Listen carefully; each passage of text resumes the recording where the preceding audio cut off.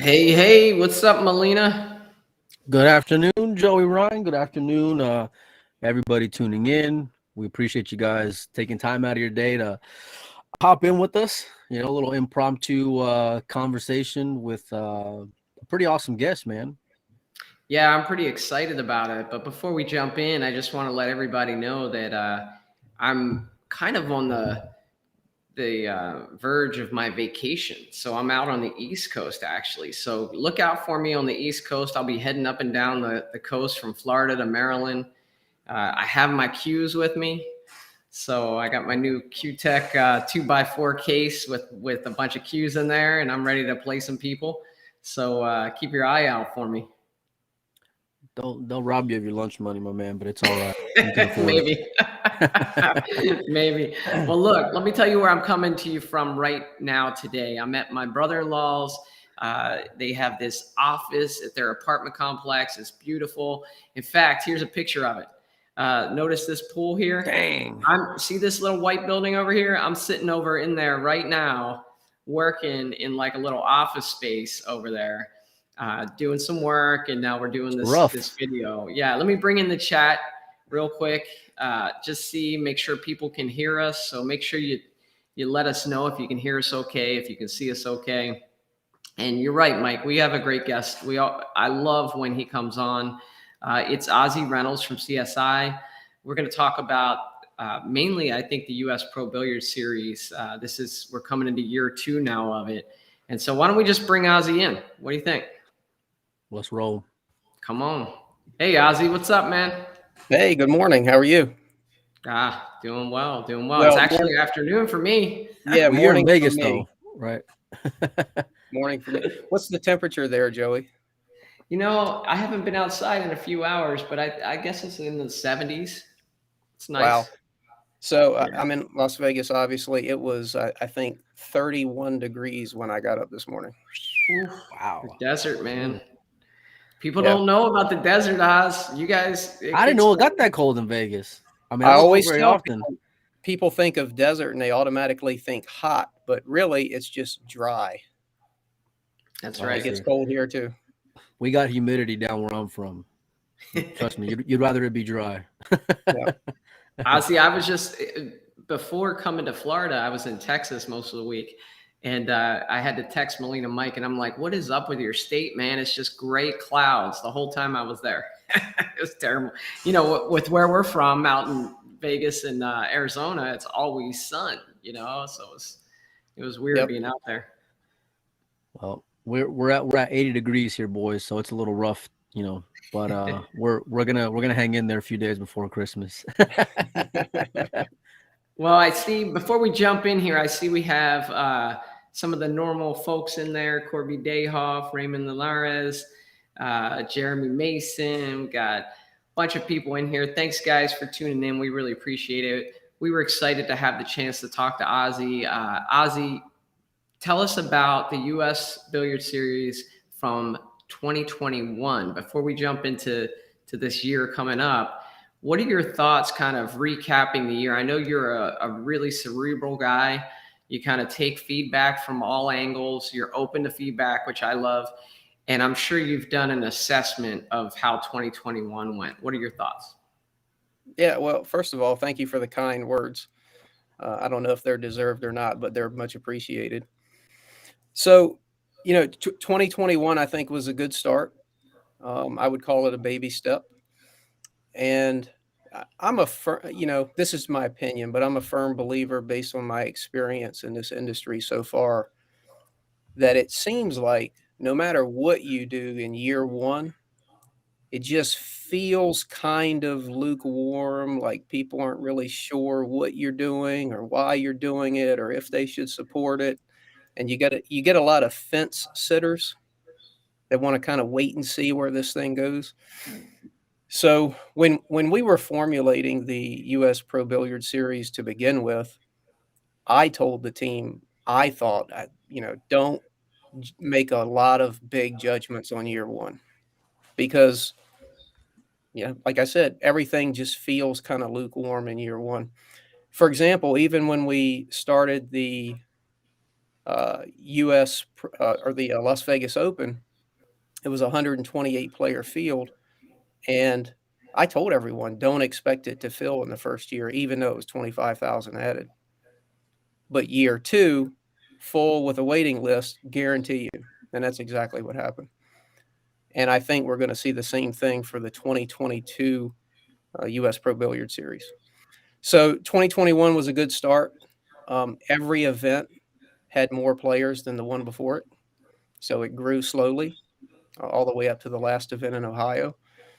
And it looks like this first event for 2022 will be full well ahead of time. There's about 20 spots open right now. Well, see, what happened, Oz, I played in the first event.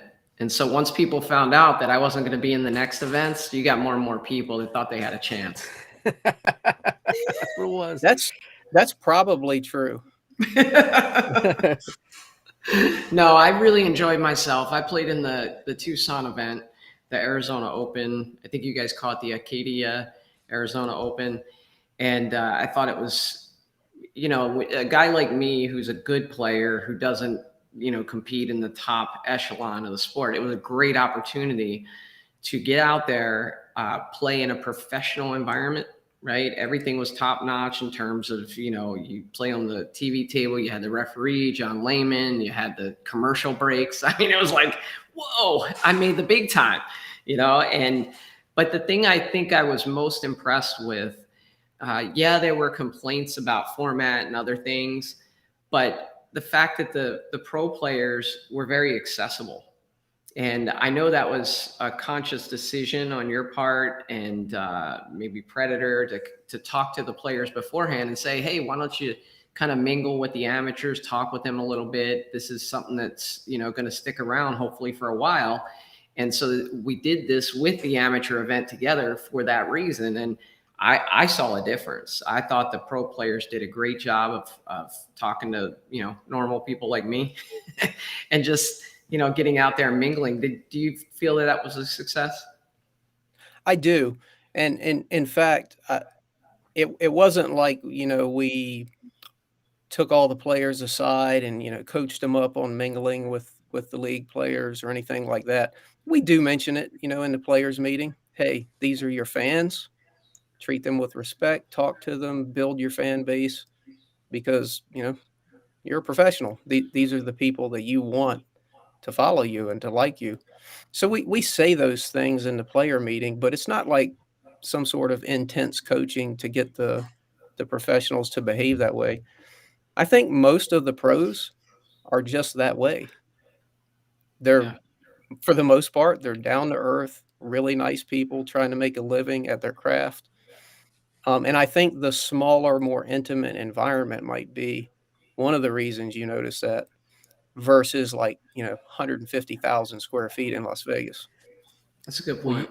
you guys have done a great job of going and helping them build their brands and build their fan bases because as the year progressed, you know, guys who maybe at the start of the season maybe weren't as vogue, you know, the Yaps of the world or Kang Lee. the Olivers of the world, you know, as people saw them go and play consistently under pressure and progress throughout the year, it seemed like more and more people were tuning in to go and see. And I want to see how that guy does. You know, I saw him do well at the last event, or I saw him go deep, or a heartbreak loss here, and I want to see what he's got in this one. And I know for me, and just the feedback that I've gotten from a lot of people, it's like now they're talking about names that like nobody knew who they were a year ago. You know, Yeah. you guys are a big part of that, Ozzy. Well, I appreciate that. I agree. There's so many players out there that most people have never heard of. And you know, maybe they haven't stepped into the limelight for a number of reasons, but we're hoping that what we're building here will help people say to themselves, "Hey, there's a real reason to pursue, you know, a career in pool." So that's you know, we're trying to start that build process. You talk about these guys trying to make a living. Last season, there was $250,000 added over 5 events, and I know the Puerto Rico one didn't end up happening. I mean, with all due respect, are you guys out of your mind? You guys have tripled the money, Yeah. 750,000. I'm taking a look here, Ozzy. The first event is $75,000, January 12th through 15th in Phoenix, Arizona. You want to talk about giving the guys a chance to go and give it a fair swing to go and make something, out of the year. This is a hell of a start, Ozzy. And you guys are Hey, not just talking about it; you're putting your money where your mouth is. Mike, you stole my thunder, man. I was going to ask Ozzy if they're money laundering or they're That's what, yeah. involved with the cartels or something. Like, where's all this money coming from, Ozzy? Well, so that's kind of a segue if we want to talk about the format a little bit, right? So, as you said in your kind of your opening monologue there, we not me. This is not an Ozzy Reynolds production. This is a team. This is a joint effort between CueSports International and Predator, and a lot of people involved. And we do have lots of meetings. Lots of emails, lots of messages discussing various aspects of the series and each event, personnel, and everything, all the way down to equipment and logistics. And as you mentioned, there was some grumbling about the format. Some players don't like the short races. They want longer races so that, in their minds anyway, it gives the cream of the crop a better chance of For prevailing. sure. I want to emphasize in their minds, though. So we do take all of that into consideration, and we talk about it, and we hash it out, and it's discussed incessantly. At the end of the day, though, the format that we came out with last year did create more excitement. It did create more drama. The matches did finish in a reasonable amount of time. Somewhere around 90 minutes is the target. Because what we found is if it goes much longer than that, you start to lose your audience. So it accomplished the things we set out to accomplish, and we wanted to see how will this work. And viewership is up. Billiard TV became very interested. So the product, which is the matches, streamed from the US Pro Billiard Series, the product is being shown live on Billiard TV, rerun on Billiard TV, live on YouTube, on demand on YouTube, and also on the For the Fans network. So we're getting more exposure than ever before. And part of the reason is because the format is more exciting and there's more drama. And we're reaching a broader audience too. We get messages frequently from people saying, my spouse has never sat down and watched a pool match with me, but she started to because it was shorter, more exciting. Race to 4, things can turn in an instant, and the shootouts, right? It's kind of captivating a different For audience. sure. We get messages from people saying, my 8-year-old daughter said, "Daddy, call me when another shootout happens." These are the kinds of things that we need to grow the audience. The hardcore base is there, right? And some of them don't even like the format. They'd rather see a race to 13. But we need to expand on that because we know the size of that audience. We need a bigger audience in order to attract sponsors, get more eyeballs, and that's the way you grow. And what we found is the format worked really well in doing that. We got more views, we got more traction, more impressions, and we've attracted more sponsors. And that's where a lot of the additional added money is coming from. CueSports International, Predator, and additional sponsors, all due to more viewership. And part of the reason for that is the fast, exciting, dramatic format. I just had chills when you were talking about like the 8-year-old saying, "Call me when another shootout happens," right? Because how long have we been talking about the fact that we need to attract people who don't typically watch pool? And the same thing happened with my wife when we'd be watching the matches. She's tuning in, and she can give up enough time for a couple races to 4. Some of the things, though, Ozzy, that when you heard the players kind of complaining, there's the players complaining, which they're always going to do no matter what the format is. And then there's the players complaining. And I kind of think, hey, maybe they have a case there. And one of those things was making it on the break. Has there been any discussion about that? Because it was rack your own, I believe, and the 10 counted on the break. There were lots of discussion about that particular aspect. In the end, what we decided was best is to leave that rule as is. So the 10 made on the break will still count as a win. However, it's not going to be rack your own. It's going to be referee rack on every table. Wow. That's awesome. Really? That's fantastic, man. Yeah, That's big news, though, because Corey came in and he called the shot. He said, I'll be back, boys. I'm going to go and make the 10 on the break, 4 in a row. And then I saw him later on that evening, and he's like, hey, I made it in twice. I was dying. Well, so funny story, in the Arizona event, Corey told me, he said, he expressed his displeasure with that rule. And he said, Ozzie, this is going to be a disaster. He says, I can make the 10 on the break every time. I said, no, you can't. You can't. Even you, Corey, you can't do that every time. He said, yes, I can. I said, no, you can't. And then he said, okay, well, maybe I can't make it every time, but I can push it toward that pocket every time. I said, go ahead. You're going to leave a combo for your opponent. The very first rack of his tournament, he broke the 10, dribbled toward the corner, and it left I think it was a 2-10 combo for his opponent. And I saw him break differently from that point forward. Yeah. I told you this in Arizona. I told you this in Las Vegas. I just love when people try new things and have the courage to try new things. That's the you word. Probably courage. know a friend of mine that lives in Vegas now, Jack Murray. He just announced a tournament he's doing. This is the craziest thing you ever hear of, and I loved it. I don't know if you saw it, Ozzie. Well, the WTF.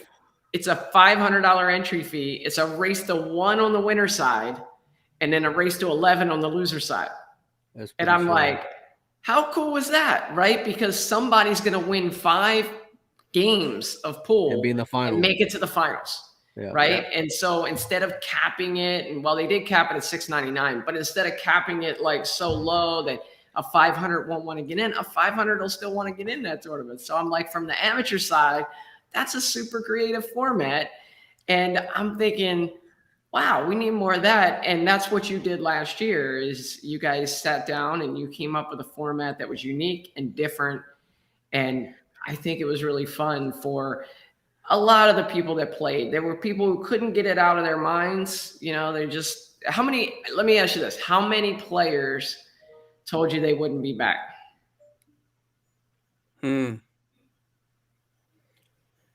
Like told me directly, I'm never coming back. I know of a couple, I think. Yeah, I was going to say maybe 1 or 2. Yeah. Most of them said see you next year, at the end of Ohio. I can tell you, though, for someone, and I'm part of that like purist standpoint where like I want to see more pool and longer races, but I'm also open-minded and not so, quick to go and rush to judge. What I can tell you is, having been to a lot of events, I never saw the amount of people go and stand around to go and watch like I did at a few of the events that not only I was at personally, but the events that I saw online.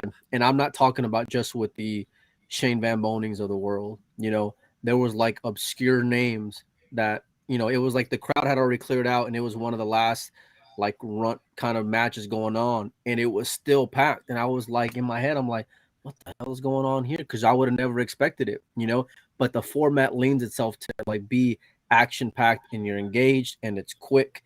So, but I can also understand where some of these guys are coming from, where they want to get their money in a little bit better. They know they can go and outrun it if it's to 8, 9, 13, whatever it is, but a race to 4, they're flipping a coin. But that makes it exciting from the guys who are sitting at home or who are sitting on the rail. And from a gambling standpoint, it really makes things interesting because anybody can go and get there to a race to 4, So it's interesting. We collect a lot of data. We make note of all the feedback, no matter what it is, no matter how it's delivered, we make note of it and we discuss it and we try to make the best decisions possible. So we've gone through those exercises with the format in particular. But Ohio, which was the last event we had in 2021, I don't think it could have gone much better. And the crowd, I don't know if it was because the event grew, like that was the probably the big it was the biggest one of the 4 event series that we had in 2021. But the crowd there was very, very engaged. Could have been a number of reasons for that, but every time, in particular when there's a shootout, you see people that, are just kind of mingling around the room, and all of a sudden they come into the arena, and it's just standing room only. Everyone wants to see the result of the shootout. And I can understand the purist perspective. Let me have a race to 11 or a race to 13, and there's a place for that. I don't think it'll ever go away. But we're trying to do things a little differently. We want to build the viewership, not just we're not satisfied just being able to put on events with 25K added and call it a day and do that every year. We want to build something bigger and better and more sustainable. And one day, hopefully these guys will be playing for hundreds of thousands, if not millions of dollars. That That's won't the happen crazy overnight. part. I mean, like for all the pool players who are going and complaining, for the last, 10 years, there's no money in pool. There's no money in pool. You had 5 events that were $25,000 added, which is crazy. This year, you're going to have at a minimum, I think the lowest amount is 3 $75,000 added events. There was none like that in the last few years. I think the Diamond event maybe had 50,000. Texas Open maybe had 50,000. But you guys are putting up, Ozzy. I mean, literally, $750,000 is a lot of money. And I've been looking at the players list just for the Arizona event. There's a lot of names on there, a lot of big names on there. I'm excited. Yeah, I think yesterday I counted there were 13 countries represented, and Wow. more signed up since then. So pretty cool for an event in Tucson.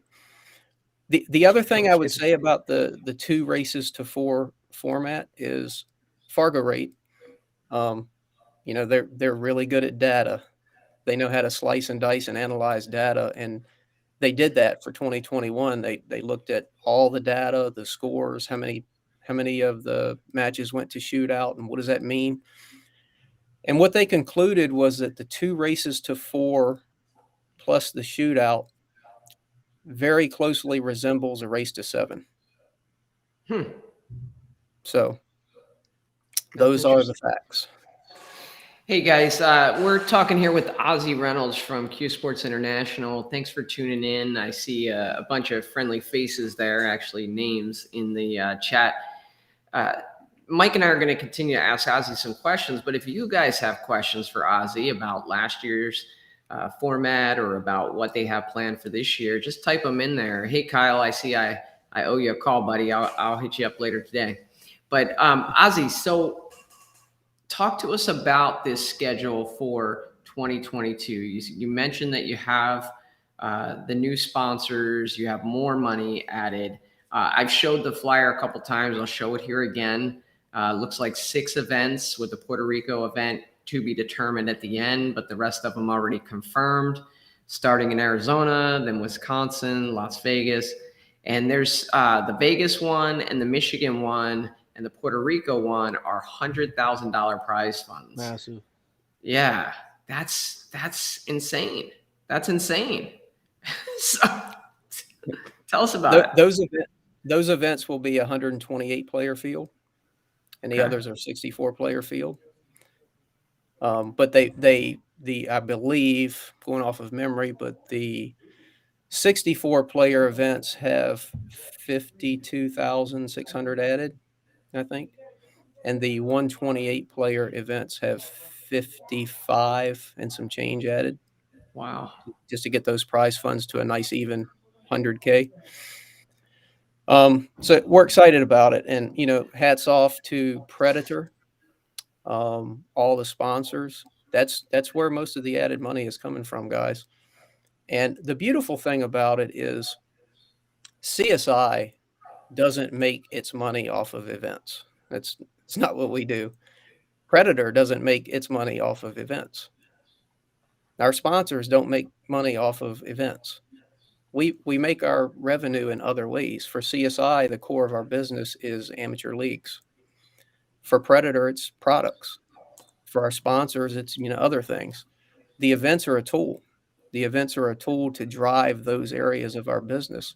So when sponsors come on board and are willing to put up, a lot of this added money, we don't need to put that in our pockets. We can reinvest it into the series and continually make it grow and let that money go into the players' pockets and, garner more viewership, garner more viewership. The more eyeballs we can get, the more eyeballs that can see the other things we offer, our leagues, products, whatever our sponsors, happen to be in. So that's the goal. We don't need to pocket that money. We can reinvest and grow and grow. For the 128 player fields that have the $100,000 prize fund, what have you guys figured out what first place will pay in that? We have not actually. I'm sure we have. I just don't have that in front of me, and I would not want to misspeak. Put you on I'm the spot. guessing I'm guessing it's in the 25K range, but don't quote me on that. Gotcha. So your big event every year was now you got a lot of big events, but your big event is the Expo.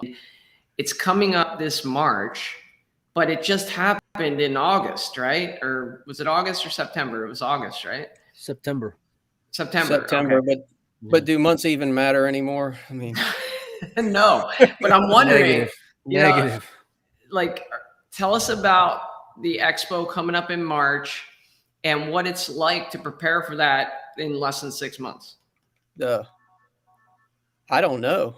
I don't know what it's like to prepare for that in less than 6 months. I love that response.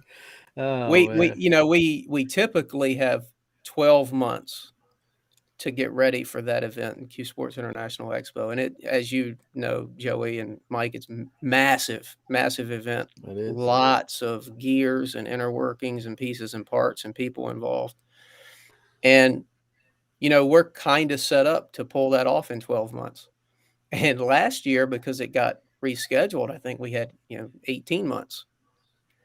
And now we're faced with 6-month turnaround 6 or months. something like that. And not only that, in the midst of the 6 months, we've got back-to-back events.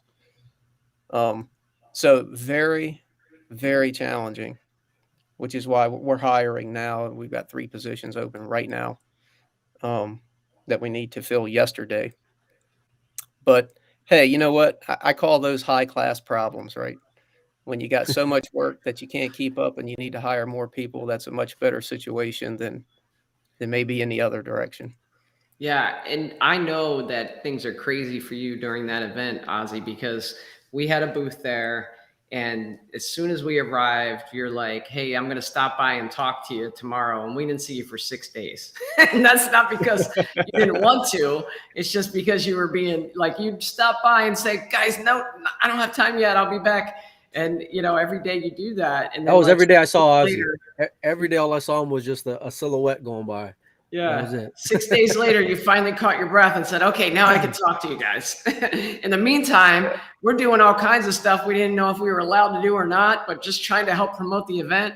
We were dodging. Hopefully, we didn't get in too much trouble. I didn't want to see him because I thought for sure we were gonna get the boot, But for anybody who hasn't been out there, and I think the first time I went out there was pre-COVID, so a couple of years ago, but it's a week long just party, man. And everywhere you go, everybody in the industry is there. There's pool tables for days. If there's a heaven of pool, that's what I would envision it to be.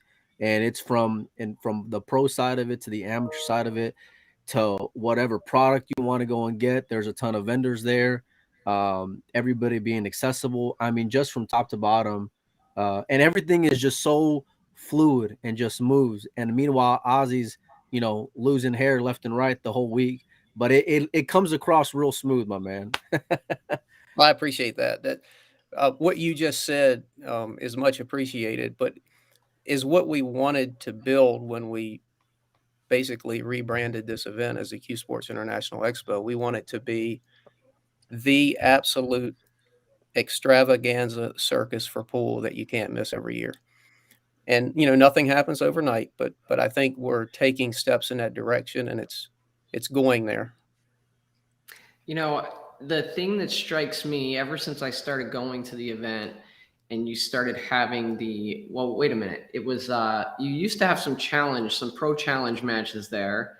Then you started having a Diamond Las Vegas Open there.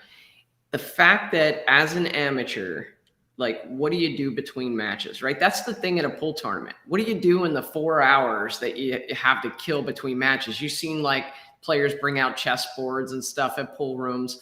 Well, what do they get to do there? Well, one, they get to check out all the vendors that are around the outside and all the stuff that they're offering and upgrade their equipment. But I think even more special is being able to just walk 27 feet over and sit there and watch two of the best players in the world play a professional pool match. I mean, how amazing is that? And I've seen it this year. It grew. I've seen it where people I don't know that they know that they're going to get that experience when they go out there. So we were trying to help, get the word out. And I know you've been working hard to do that. Like, it is free, people. You get there. It is free to go watch the best players in the world. It's crazy. So, I mean, that's the thing that struck me, is that more people need to take advantage of this. They need to come out. There's so many events you can play in, whether you're a BCA league member or a CSI member, whatever it is, you can play in different events, and you can just watch the pros play when you're not playing. They got minis going on, you name it. It's literally there is not any downtime, at least not anytime I ever go. I'm going from 8 a.m. till 11 p.m. every night, and there's something to do the entire day. It's literally like a flash. Yeah. You guys stay real busy, and there's so much to go and do out there, and so much to go and experience. A lot of these companies will be releasing new products most time whenever the expo kicks off. So it's like you can get a sneak peek of stuff that's coming up in the pipeline through them, whichever fan of a production company you are, a custom company. Just so many things. And also, you guys are going to be crowning a world champion during that 11-day run or whatever it is, a 7 or 10-day run, right? Yeah, either a new world champion or a repeat champion. Right.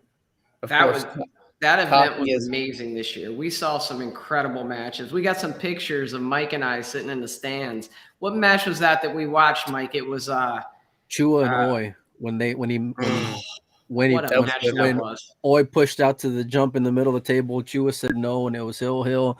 Oi goes and makes the jump and then runs out. It was so gross. It was sick.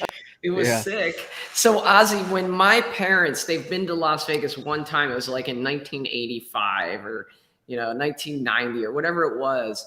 They went out to Las Vegas and they were staying at a casino they were really excited about.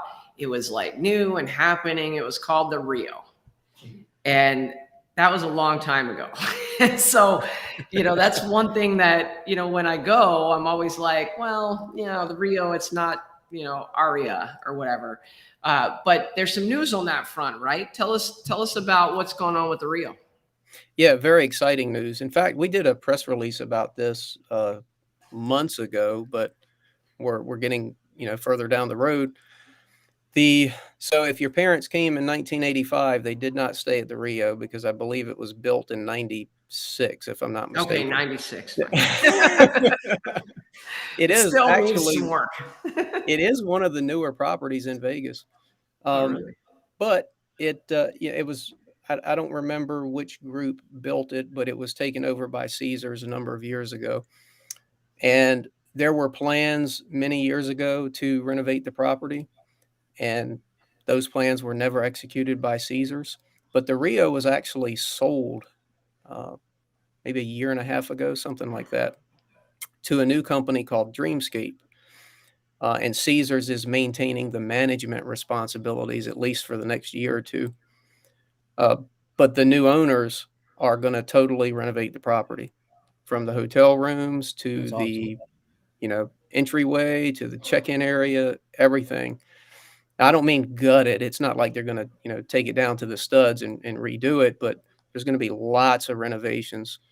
We've met with the new owners. We've seen the renovation plans. Very exciting. We think that those renovations are going to begin after our March event and be done in phases. We're not sure how long all of the renovations will take, but we're very excited about that because at the end of that renovation plan, we're going to have a fresh new property for this event. So it's That's very awesome. exciting. That's great That's news. awesome.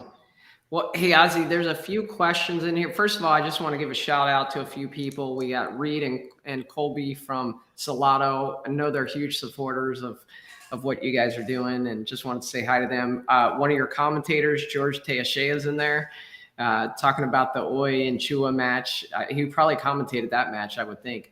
But there's also some questions. Folks want to know how they get a hold of somebody about those employment opportunities. Is there some place on the website or an email? Yeah, so we haven't posted these on our website. However, there is a contact us page at playcsipool.com. They can fill that out, send us an email, resume. We're looking at everything right now. Okay. I would Yeah, like to go. I saw a comment that says CSI sucks and something about their management's terrible. Let's talk about that one. We were trying to just brush for that one, Ozzy. Yeah, I Oh skipped no, that. those are the fun ones. I wish we could get that guy on the line. Oh man, We could Send- actually. We can send make it them the happen. Zoom link. Send them the Zoom link. We're gonna go and have some real fun now. We can make that happen. Yeah. Corby Dayhoff has a good question though. When you brought up the fact that there'll be referees racking on the outer tables, will they also be reffing, or will they just be racking? To be determined. However, I believe they're going to be racking and reffing. Okay. Yeah, and in some ways, I see the need for refs, but if you look back to the events that we went to on the outside tables, there was no real controversy that I can recall. It seemed like all the players were pretty professional. So I don't want to speak for the entire team, but I'll give you my own opinion on that. I don't believe there's a need for this presiding, roaming ref being on the camera and being behind the pool player and doing all that kind of stuff. A referee being available when needed, for sure, we think is far better because the referee's not the star of the show. We're not star. I'm here talking about it just because I don't know, a conduit for information, perhaps. The players are the focus, and having the referee on camera every shot to me is a bit unnecessary. agreed. I'm with you. It's kind of like, and they usually do a pretty good job. Whenever there's something suspect or in question or whatever, they raise their hands or they'll go out and get someone. And I like it like that because it doesn't go and hold anything up. Yeah, you got to make sure that rules and regulations are followed, but we try not to remove the sportsmanship of the sport. For sure.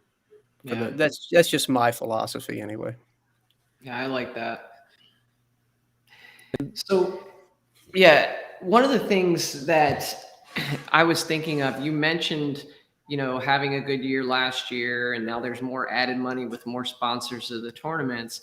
But as we were preparing for this call, I shot you a note and I'm like, hey, how's Thursday night? And you're like, I play BCA. Plug Thursday night. Like, I'm like, Ozzy, I played BCA for like 100 years. You don't have to remind me. I know.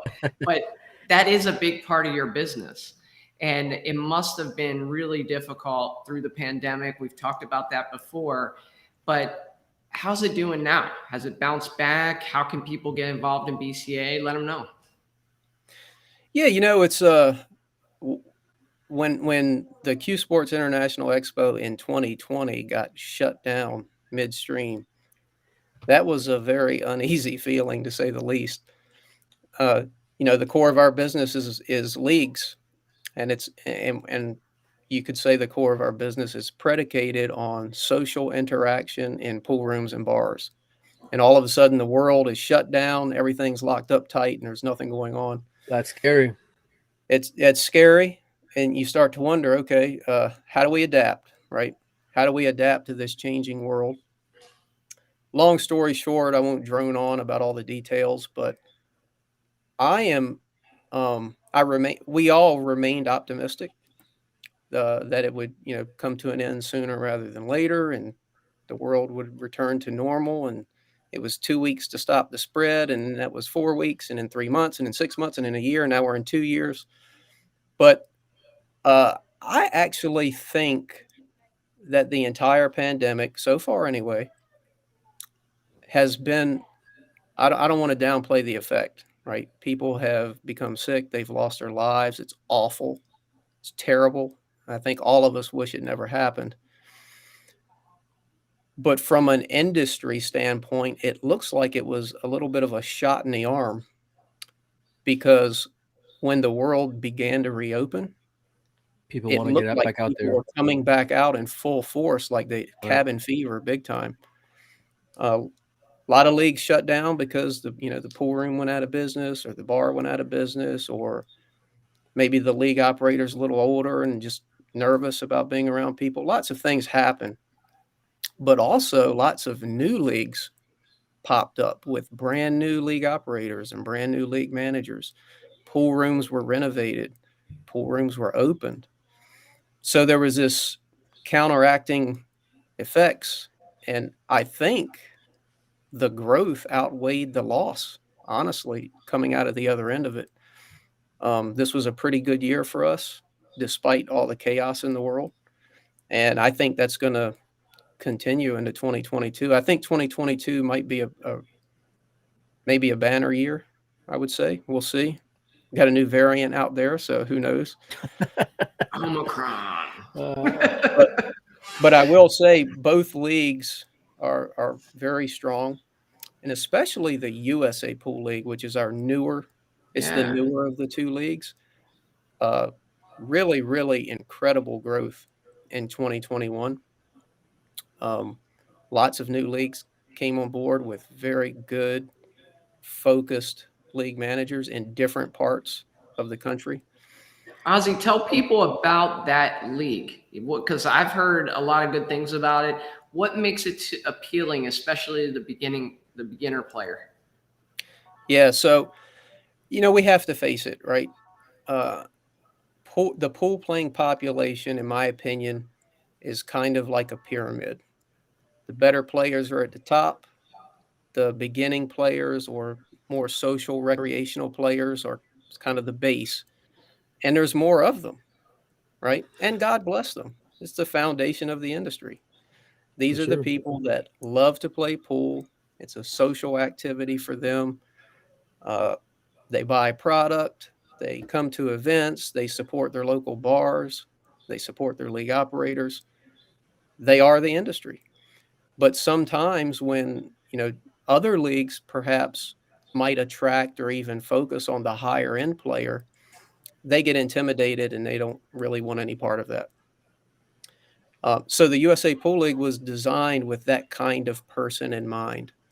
We don't exclude anyone, but the format, the scoring system, the handicap system is all sort of geared and attracts that average kind of pool player or even beginning type pool player.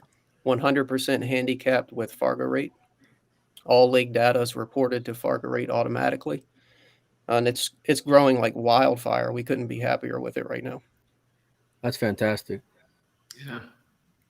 We have a question that's come up twice. I don't know if it's the same guy just wants to be heard, but it's a question about the Predator table. And obviously, there were a few issues, right? You had to move the feature table at one event because of some issues with the table. But I also know from being there and playing on the tables that there was a lot of discussion about taking the feedback. Like this was Predator's first swing at this.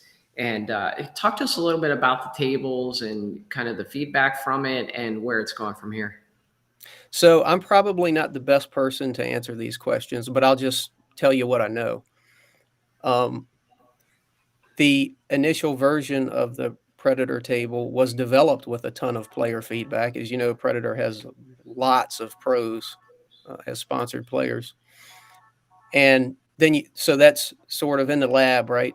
You develop this thing in the lab and then you put it out in the real world and you get even more feedback and gain even more knowledge. And I think they did that. They got feedback from lots of different players. It was put to a real test. in real tournaments, transported to different places around the country. So you learn lessons not just on playability, but transport, storage. How does it hold up in trucks moving across the country? You learn lots of things. So I think that they've taken all that feedback and all of those lessons learned and have incorporated it into the table. The tables that we'll be using this in 2022, this edition, it's a new one-piece slate design. Mm. So I think I haven't played on this table yet, but I think it will play better. I think it will transport better. It's certainly going to make setup a lot easier. So I'm pretty excited. Another comment here, and I love when you guys interact with us. I really appreciate it. It's the best comment of the day. Mark Delisle says, "So you made a leap from Molina, Mike." Very nice of you. You know what? Let's just go on handicap and we can flip the coin, boys. All right. Oh I gosh. think that's just what we got to do. So, okay, Jeremy Mason, he helped us out a lot when we were streaming some of the side tables at the Expo and a few of the things we were doing out there. And then, I guess it got away from you a little bit. You had a lot of people streaming, and you also had Billiard TV, who was running the mainstream. And I can imagine that it was difficult, kind of a conflict of how to manage that. And, but at the same time, we were having a blast doing it. We were working like 12 hours a day. We were working longer than the Billiard TV people, from start to finish to try to get more exposure, try to get people excited about it. People were loving it. They were commenting about, man, thank you guys for doing this. We're watching it on two screens, Billiard TV up here, you guys up here. And so there's a question Jeremy Mason's asking. He helped us out with some of the commentary for those about the secondary streams. You and I talked about it a little bit, but what are your thoughts going into 2022 in terms of what you're going to be able to allow and not allow? So this is one of those topics that we have not thoroughly hashed out with the entire team yet. But as you know, I invited you guys to do that when the 2021 season kicked off because I saw it as a net positive for everyone. The more exposure, the better. However, the lesson that we learned pretty quickly was if you invite one person, then another person is going to show up, and then 3, and then 4, and then 5, and then you've got a dozen streams going on that you have not control over. That's not the right word, but you don't know what's being shown. You don't know what's being said because you haven't had those types of conversations with everyone. And,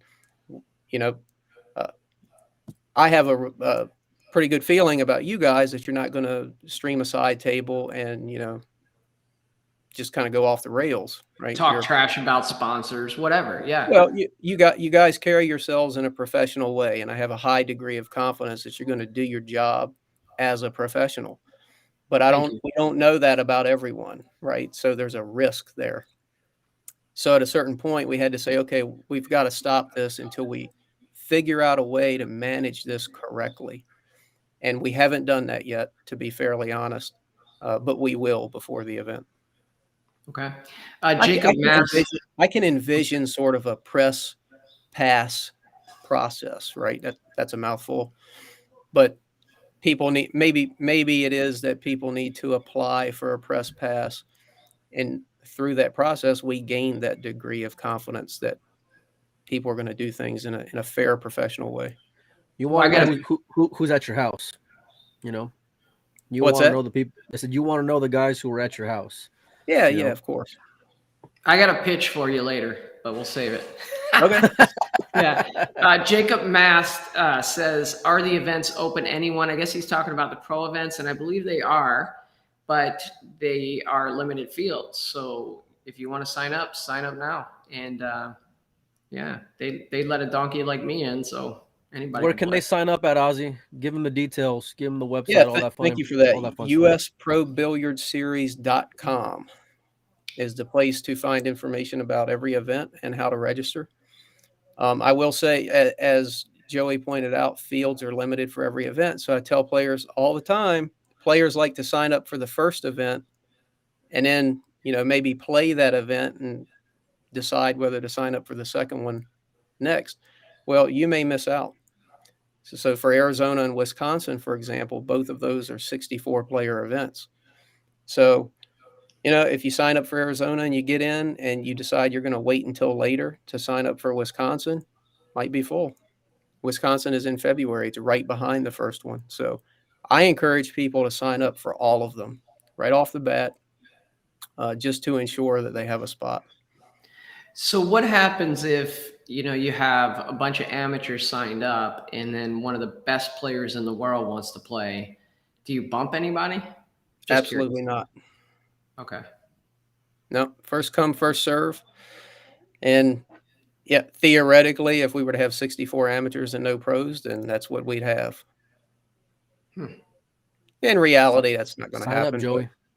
Well, I'm thinking about getting the spot and then auctioning off that spot for the highest bidder. No, I already told Ozzy I can't make it. It's the sickest thing. I have my company sales meeting and my kid's got a soccer tournament. I'll be in Las Vegas while Ozzy's in Arizona. It's crazy. It's crazy. Anyway. The real story is I very politely asked Joey to not sign up yet because we wanted people to not be scared and to get their registrations in. The rumors are true. You heard it here first, folks. He'll be number 64. There you go. And you if you're not scared now, go back and watch my stream match on Billiard TV with me and Christina Tkach. That'll scare the hell out of you. Let me tell you. You had a pretty good safe. You had a pretty jam up safe. I remember. Man, I dogged that combo so bad. I was gonna force. Yeah. Look, I didn't want here's to the say thing. it, but yeah. Do you know how sometimes in your mind you make yourself do something that you don't think you really want to do? In my mind, I was like, oh, I want to go to a shootout with her. I got to make this combo. But my body knew if I got in a shootout, I might have a heart attack on that stream table.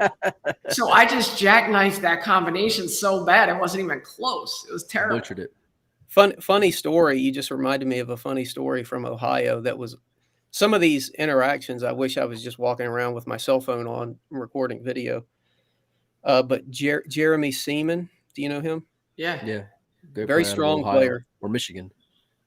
He was at the Ohio. He was at most of the events, but at the Ohio event, he went very deep, I believe. But in his final loss, he came up to the tournament desk, and I had watched the end of his match anyway. He got into a shootout, and he had the upper hand in the shootout, and he just, he kind of missed a couple shots and let his opponent back in there, and he ended up losing.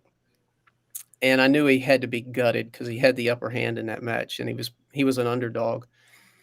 And he walks up to the tournament desk, and I'm standing there, and I said, Jeremy, man, that was a tough one. You almost had it. And he looked at me as calm as he possibly could, and he said, you don't know what pressure is until you get into one of those damn shootouts. I can see Jeremy's face because I know Jeremy. I can just see his face as he's saying that. That's hilarious, man. Yeah. Oh man. It was a pretty cool statement. Yeah. That's great. Awesome. Yeah, I got in one shootout in Arizona. It was against my buddy Chris Adams, who lives in Arizona, and thankfully he dogged his brains out because I think I managed to make 2 of them, out of 4 or something. I don't know. Anyway, yeah. So that's an interesting story, Ozzie. And you always have these kind of tidbits. Thinking back through the whole series of events last year, what was the most bizarre thing that you can come up with kind of off the top of your head that might have happened, or, something players might have said? I know it was so many exchanges that you have, but I'm just curious if you have something that kind of stands out. Bizarre. Or interesting. Or a complaint, or a ridiculous complaint. Well, so this isn't unexpected, but the first event, right? I mean, that's where most of the backlash occurred. Because believe it or not, people will register for an event, book flights, get a rental car, book their hotel, show up the day of the tournament, and have no idea what they're playing in. They don't know what game they're playing. They don't know what the format is. They haven't read anything. Who did that? They just show up, and then they're totally shocked and surprised when they learn what the format is. Who did that? So you were there. You saw it. So There is a funny story about that. So I'm going to tell this story without maybe name dropping too much, but one player in particular was furious at that first event. And, I'm talking to him and I'm trying to take it for what it is, right? He's giving me feedback, maybe not delivered in a wonderful way, but he's giving me feedback. And I said, all of this is in the player guide. I mean, you knew what you were coming to, so I'm not sure why you're upset. And Corey Deuel, funny, he's standing right beside me and he raised his hand. He says, well, in my defense, I didn't read anything.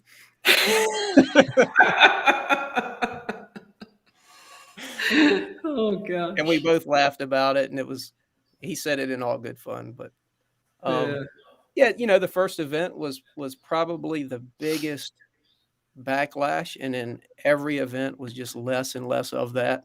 Every event got a little bigger.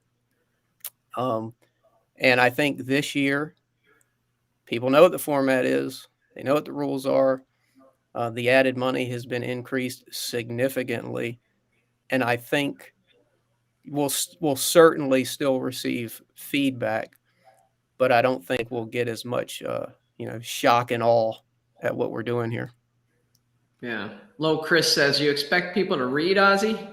You're asking an awful lot. Maybe you need to send out a little YouTube link or something. Here's the rules, guys. I'll just come on your show and explain the format and send them a link. Yeah, there you go. They can watch it on the plane. What are there any long-term plans? So obviously you planned this out, I think a couple years now, right? Because I saw on the graphic that, let me see if I can pull it up now. It says down the bottom, 2023, $250,000 prize fund. So obviously you're thinking long-term, but are there any other ideas or anything that CSI has kind of got in the hopper right now other than the Pro Billiard Series that are interesting or you want to share? I didn't see it. So $250,000 just for the World 10 Ball next year? That's right. Oh, wait, that's what? Fantastic. That's what it's saying. It's saying 2023 World 10 Ball by itself will have a $250,000 prize fund. Little Chris is right. We don't read. It's right there. I didn't even see that. That's awesome. That was the whole amount for last year for every event. So that's going to be just for one event in 23. That's wow. That's correct. That's incredible. So, I'm going to cheat. I've got a few notes here because I don't want to miss anything. So, the idea behind the series is not to just do some tournaments and get people to watch, right? So we wanted to build, first of all, for years, there's been a lack of opportunity, particularly in the US. There's not any kind of organization. I don't like the word tour. It's just that word, if you really boil it down, doesn't have a whole lot of meaning for me. So this is a series. This is a series of events connected, culminating with becoming a world champion. So CSI and Predator together built a series of events to provide a clear pathway for people to qualify and become a world champion. And the 2022 series leads people to the 2023 Predator World 10 Ball Championship. Oh, that's why it's on the flyer. That's right. So that is the climax of the series, right? You're fighting throughout the year to qualify for that event and become a true world champion. We've talked about the format to death. One of the things that we knew we had to do, and you asked about longevity. So Predator and CSI committed to one another to do this for a minimum of 5 years if we never got $1 of sponsorship money. So we're fully invested. We're placing a bet. We're making an investment that what we're doing is the right thing to do. And, we'll tweak and adjust as necessary from year to year to make it even better. But we're fully committed to this for at least 5 years. And as you can see, as we're successful, we're just going to reinvest that back into the series. So do you anticipate the Predator World 10 Ball? Do you anticipate many of the competitors in that coming through the series, or will people still be able to get kind of ad hoc bid to that? Like, So that's an excellent question. So the 2021 series, which consisted of 4 events, the winner of every event has an automatic spot in the World 10-Ball Championship. Then the top 6 in the US Pro Billiard Series rankings also have an automatic spot in the Predator World 10-Ball Championship. That's awesome. For 2022, it's going to be the winner of every event plus the top 12 in the US Pro Billiard Series rankings. So that's what, 18 spots for the Yeah. Predator World 10-Ball, which will come from the US Pro Billiard Series. So Joey could go and be playing for World Championship, man. Even could. my man, Mr. Ryan. Wow. Well, He I could. like it. I like it. And the other thing I was going to say is it would be easy for us to put these events on, garner the type of field that you can see forming in Arizona. It's a very, very high quality field. Lots of people in the 800 club are in that field. And we could pay-per-view it and, make several $1,000s and stick it in our pockets and pay the production cost and be done with it. But again, that's not the core of our business. We don't make money on events. And we believe in order to grow the sport, to gain new fans, we have to go for a strategy of maximum exposure. So it's free on YouTube, it's free on Billiard TV, it's free on For the Fans, it's free everywhere. We want as many eyeballs as possible. We want those wives to watch with their husbands. We want the husbands to watch with their wives. We want the kids to tell their dad to let them know when a shootout happens. And over time, this is what's going to grow things, not a few pay-per-view packages or selling tickets at the venues. That's not what we're about. We want maximum exposure in both viewership and on site for our league members. That's awesome. Love it. So we had Jeremy Jones on this week, and we were talking to him after the Mosconi Cup, and there's been talk about there being a point system for Mosconi. Has anybody approached you? Because this seems like this Pro Billiard Series would be a perfect place for players to gather these points needed for Mosconi Cups. Have you had any conversations like that? No one has approached me personally. Yeah, I don't know. We're always interested in working with people. But I guess the best answer is I don't know what that would be about, but we are a 10-ball series, not 9-ball. Don't know if that would matter or not. We feel that 10-ball is a more professional game. It's more difficult. The breaking technique is more difficult. Maneuvering the ball around the table becomes a little more difficult. It's primarily a call shot game. We just feel like it's the game of the pros as far as rotation is concerned anyway. Yeah, I mean, I guess I was speaking more from the consistency of having a series, right?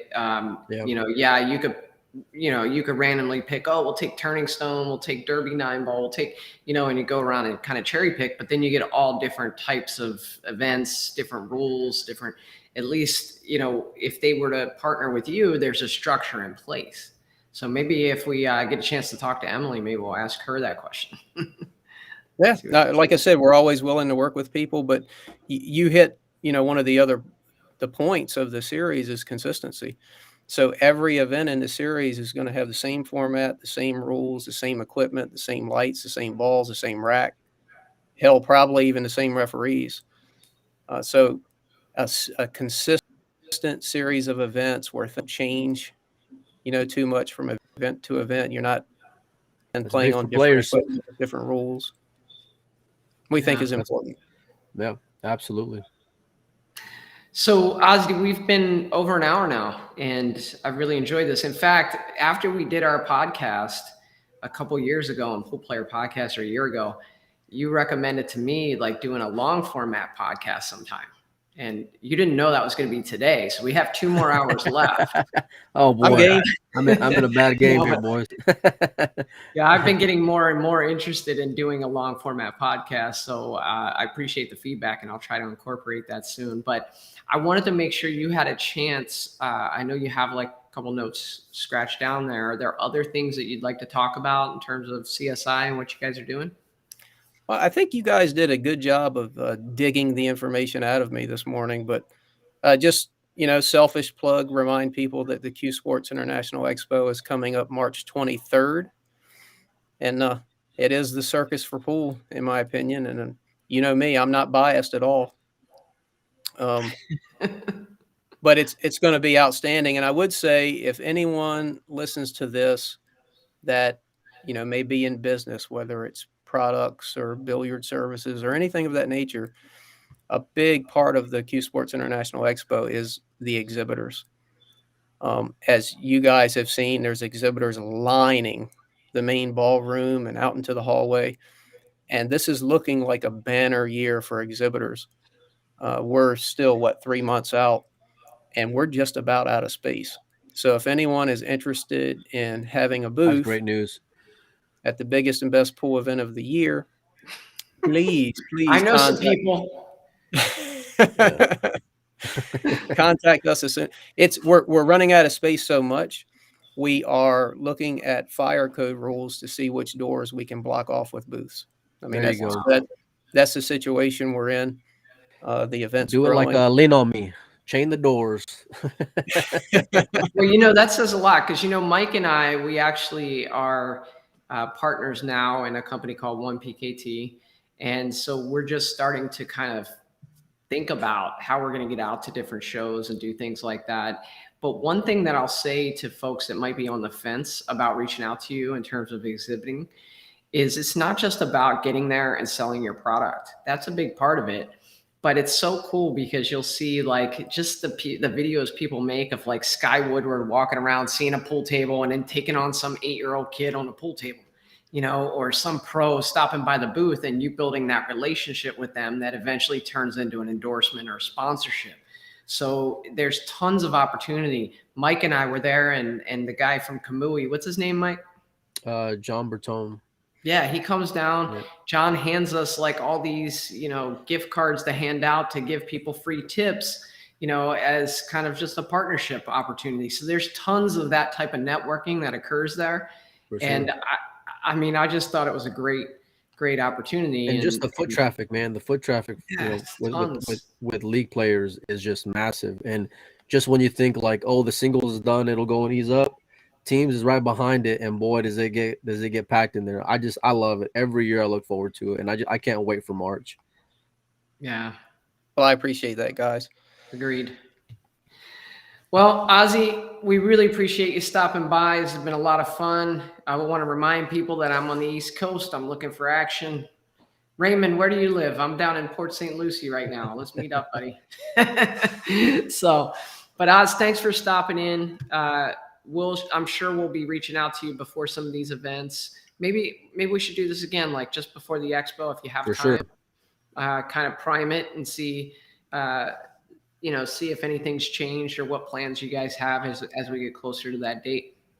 Yeah, let me know when you want to do that 3 to 4 hour Joe Rogan style long form conversation. We got to talk about a lot more than pool, but I'm ready. I'm versed in other things. Actually, pool has been not as far as time wise, not a huge part of my career. Yeah, I've only been doing this since 2014. My degree's in geography. Nice. Yeah, that's why I'm so excited to be over here in Florida. I'm going to chart a course and head up the East Coast. It's going to be fun.